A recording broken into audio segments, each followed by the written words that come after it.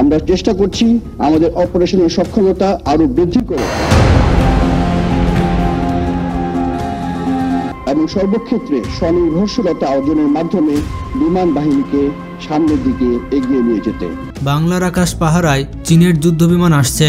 চীনের যুদ্ধবিমান বাংলাদেশে আসছে আর ভয়ে থরথর করে কাঁপছে ভারত। এতে করে ভারতের বুকটা ফাইটা যাচ্ছে। বন্ধুরা, আঞ্চলিক ও বাইরের দেশের হুমকি মোকাবেলায় বাংলাদেশ বিমান বাহিনী সাজছে যুদ্ধের সাজে।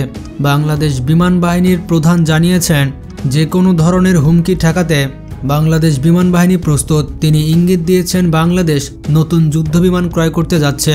এরই মধ্যে বেশ কয়েকটি মাধ্যমে বেশ কয়েকটি যুদ্ধবিমানের নাম শোনা গেছে। এই সব রিপোর্ট থেকে জানা যাচ্ছে বাংলাদেশ বিমান বাহিনী এই সকল বিমান কিনতে পারে। এই তালিকায় সবার আগে উঠে আসছে আকাশে দাপট দেখানো চায়নার জেট-এনসি। ভারতের রাফাল যুদ্ধবিমানকে টক্কর দিতে এরই মধ্যে পাকিস্তান চীন থেকে ইতিমধ্যে সংগ্রহ করেছে এই সিঙ্গেল ইঞ্জিন মাল্টিরোল ফাইটার যুদ্ধবিমান। আর এবার বাংলার আকাশ পাহারা দিতেও দেখা যেতে পারে চায়নার জেট-এনসি। যুদ্ধবিমানটি বাংলাদেশ হাতে পেলে বাংলাদেশ পাল্লা দিতে পারবে ভারতের রাফাল যুদ্ধবিমানের সাথে। আঞ্চলিক ও প্রতিবেশী দেশগুলোর তুলনায় আকাশ সক্ষমতায় বেশ পিছিয়ে রয়েছে বাংলাদেশ।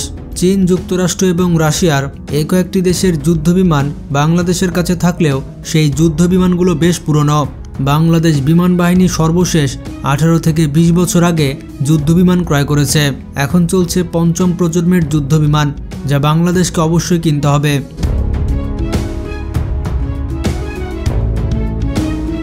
সাম্প্রতিক সময়ে ভূরাজনৈতিক উত্তেজনা বিবেচনা এবং শক্তি বৃদ্ধি করতে তৎপর হয়ে উঠেছে বাংলাদেশ। সম্প্রতি বিমান বাহিনীর প্রধান air chief marshal Hasan Mahmud Khan জানিয়েছেন, বিমান বাহিনীর আধুনিকায়নের পরিকল্পনা সম্প্রতি হাতে নেওয়া হয়েছে। সক্ষমতা বাড়াতে যুদ্ধবিমান ও অ্যাটাক হেলিকপ্টার এগুলো ক্রয়ের সিদ্ধান্ত নেওয়া হয়েছে এবং জলদি এগুলো বাংলাদেশ বিমান বাহিনীর বহরে যুক্ত হবে এবং সর্বক্ষেত্রে স্বনির্ভরশীলতা অর্জনের মাধ্যমে বিমান বাহিনীকে সামনের দিকে এগিয়ে নিয়ে যেতে। এরপর ভারতীয় গণমাধ্যমগুলো বিভিন্ন সূত্র উল্লেখ করে তারা এটা বলে যে বাংলাদেশ চায়নার কাছ থেকে জেট-এনসি যুদ্ধবিমান কিনছে। প্রথম দফায় বাংলাদেশ বিমান বাহিনীর জন্য 16টি জেট-এনসি যুদ্ধবিমান কেনা হতে পারে। চায়নার তৈরি জেট-এনসি একটি চতুর্থ প্রজন্মের যুদ্ধবিমান। আকাশ থেকে আকাশে এবং আকাশ থেকে ভূমিতে বিভিন্ন ধরনের অপারেশন কমপ্লিট করতে পারে এই মাল্টিরোল যুদ্ধবিমান। বিমানটিতে রয়েছে অ্যাডভান্স আকাশ প্রযুক্তি এবং উন্নত রাডার ব্যবস্থা। জেট-এনসি আক্রমণের জন্য ভয়ঙ্কর সব অস্ত্র বহন করতে পারে। পাকিস্তান এবং চীনের যৌথভাবে তৈরি করা যে 17 যুদ্ধবিমানের তুলনায় জেট-এনসি বহুগুণ শক্তিশালী। বাংলাদেশ যদি চায়নার কাছ থেকে এই যুদ্ধবিমান কিনে তাহলে এই যুদ্ধবিমানটি ভারতের রাফাল যুদ্ধবিমানকে টক্কর দিতে পারবে। রাফালের 15.27 মিটারের তুলনায় জেট-এনসি 16 মিটারের বেশি লম্বা। রাফালের 10,000 কেজির তুলনায় জেট-এনসি হচ্ছে 8,500 কেজি। জেট-এনসি ওজনেও বেশ হালকা, যার কারণে দ্রুত গতিতে ছুটতে পারে। তবে ওজন বহন এবং উচ্চতায় ওড়ার ক্ষমতায় রাফালের থেকে জেট-এনসি পিছিয়ে থাকলেও গতিতে বহু এগিয়ে রয়েছে জেট-এনসি।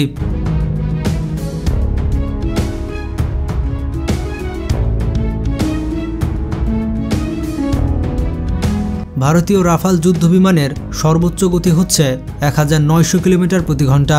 সেখানে জেট-এনসি বিমান উড়ে যেতে পারে প্রায় 2500 কিলোমিটার প্রতি ঘন্টা বেগে, মানে শব্দের গতির থেকেও 2 থেকে 3 গুণ দ্রুত গতিতে উঠতে পারে। ভারতীয় মিডিয়াগুলো প্রচার করছে বাংলাদেশ নাকি চায়নার কাছ থেকে জেট-এনসি কিনেই ফেলেছে। বাংলাদেশের এই পদক্ষেপ ভারতের জন্য অত্যন্ত চিন্তার বিষয়। চায়নার এই যুদ্ধবিমান বাংলাদেশের কমব্যাক রেডিনেস বাড়ানোর পাশাপাশি বিমান বাহিনীর সক্ষমতার উল্লেখযোগ্য পরিবর্তন নিয়ে আসবে। এছাড়াও আঞ্চলিক সুরক্ষায় এই যুদ্ধবিমানটি গুরুত্বপূর্ণ ভূমিকা পালন করবে। এদিকে আঞ্চলিকভাবে আরও একঘরে হয়ে যাওয়া ভারতও নিজেদের সুরক্ষা ব্যবস্থা বাড়াতে শুরু করেছে। তবে বাংলাদেশকে সব দিক থেকে সাহায্য করছে চায়না। বাংলাদেশ চায়নার কাছ থেকে শুধুমাত্র জেট-এনসি যুদ্ধবিমানই কিনছে না, চায়নার কাছ থেকে বাংলাদেশ সাবমেরিনও ক্রয় করছে। আপনারা হয়তো সাবমেরিন সম্পর্কে জানেন না, চলুন এই বিষয়ে আপনাদের কিছু তথ্য দিই। ভারতের আগ্রাসন মোকাবেলা করার জন্য চীন থেকে আরও 12টি সাবমেরিন ক্রয় করতে যাচ্ছে বাংলাদেশ।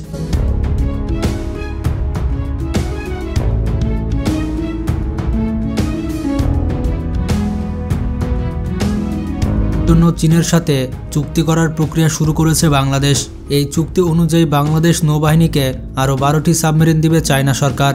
চীনের সামরিক বাহিনীর সাথে বাংলাদেশের নৌবাহিনীর এই চুক্তি খুবই শীঘ্রই হতে চলেছে। এই 12টি সাবমেরিনের মধ্যে 7টি সাবমেরিন নির্মাণ হবে চায়নার হলুদাও সাবমেরিন শিপইয়ার্ডে, আর বাকি 5টি সাবমেরিন খুলনার শিপইয়ার্ডে যৌথভাবে নির্মাণ করবে চায়না এবং বাংলাদেশ। মূলত চীন থেকে সাবমেরিন তৈরির প্রযুক্তি ক্রয় করে দেশের মাটিতে সাবমেরিন তৈরি করতে চায় বাংলাদেশ নৌবাহিনী। পৃথিবীতে হাতে গোনা কয়েকটি দেশ রয়েছে যারা সাবমেরিন তৈরি করতে পারে। এবার সেই তালিকায় নতুন করে নাম লেখাতে যাচ্ছে বাংলাদেশ। এই 12টি সাবমেরিন বাংলাদেশের নৌবহরে যুক্ত হলে পুরো বঙ্গোপসাগর দাপিয়ে বেড়াবে বাংলাদেশের নৌবাহিনী। বঙ্গোপসাগরে বাংলাদেশকে চ্যালেঞ্জ করার মতো ক্ষমতা থাকবে না ভারত এবং মিয়ানমারের। যেমনটা জানেন, সাবমেরিন হচ্ছে একটি স্ট্র্যাটেজিক অস্ত্র, কারণ এটি সমুদ্রের তলদেশ দিয়ে নিঃশব্দে চলাচল করে।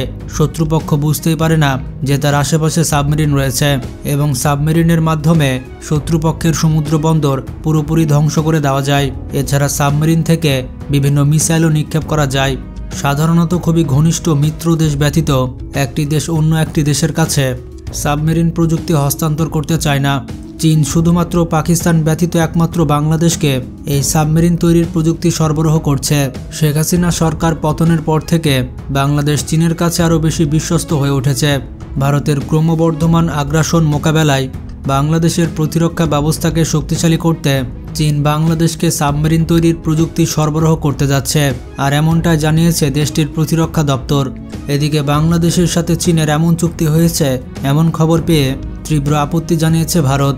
ভারতের প্রাক্তন সেনাপ্রধানরা জানিয়েছে বাংলাদেশকে তারা কোনোভাবে চায়নার কাছ থেকে সাবমেরিন ক্রয় করতে দিবে না। এতে তাদের ব্যাপক আপত্তি রয়েছে।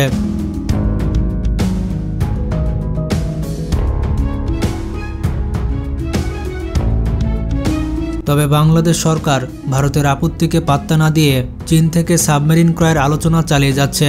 খুব শীঘ্রই চীনা সাবমেরিন বিশেষজ্ঞরা বাংলাদেশের খুলনা শিপইয়ার্ডে সাবমেরিন তৈরির কাজ শুরু করবে বলে বিশেষজ্ঞরা ধারণা করছেন।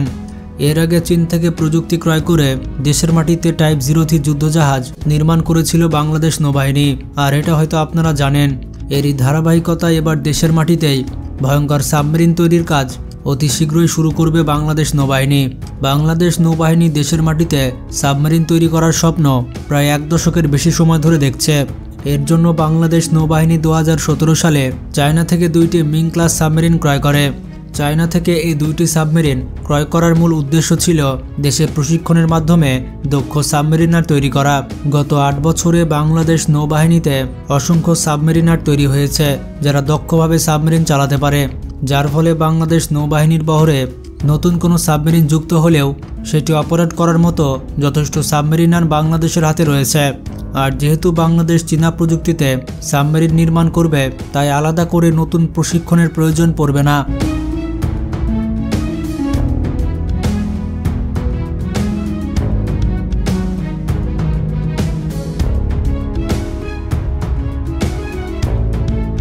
বাংলাদেশের তৈরি এই নতুন সাবমেরিনগুলোর ক্ষমতাও ব্যাপক পরিমাণে ধ্বংসাত্মক। চীনা প্রযুক্তিতে তৈরি বাংলাদেশের এই সাবমেরিনগুলো সমুদ্রের 10,000 ফুট গভীরে নিঃশব্দে চলাচল করতে পারে।